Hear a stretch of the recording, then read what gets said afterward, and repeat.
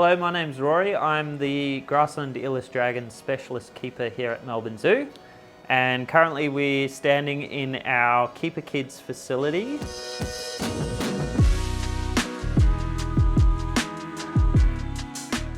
This is our breeding facility for the Victorian Grassland Earless Dragons. Currently we have 12 pairs in here. These are founder individuals that were collected from the one known population of the species. This facility is a quarantine facility like most of our recovery programs here at Melbourne Zoo or Zoos Victoria. When we come into these facilities, we generally change into some PPE. So I've got gloves on when I'm doing anything within the enclosures. I've got obviously boots on and these pretty snazzy overalls. So one of the key things in keeping or caring for any reptile in an artificial setting is to ensure that we're aligning as much of the captive husbandry to the natural history and life history of the species.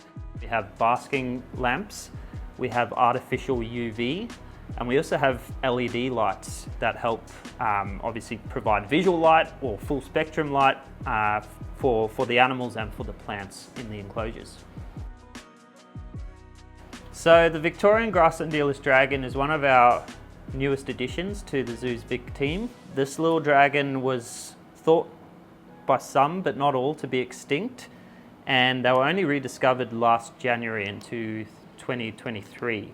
They're a critically endangered species, and now that we've found a population of Victorian Grassland Earless Dragons, the recovery effort for this species really starts.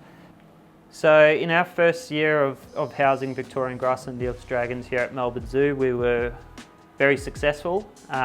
We managed to pair up 12 pairs, and from that 12 pairs, 10 pairs were successful in producing viable and fertile eggs. And from those fertile eggs, we were able to hatch out 51 little neonates.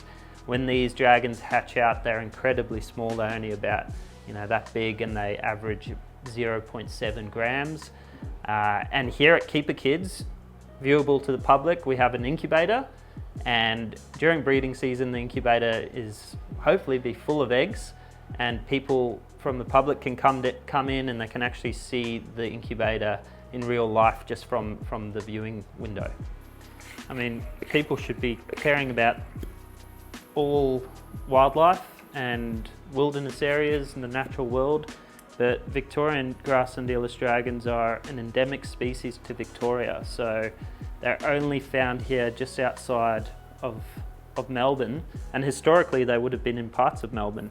So they're Victoria's own little dragon, so I feel like they're a species that every Victorian should jump on board and help to protect and conserve for future generations.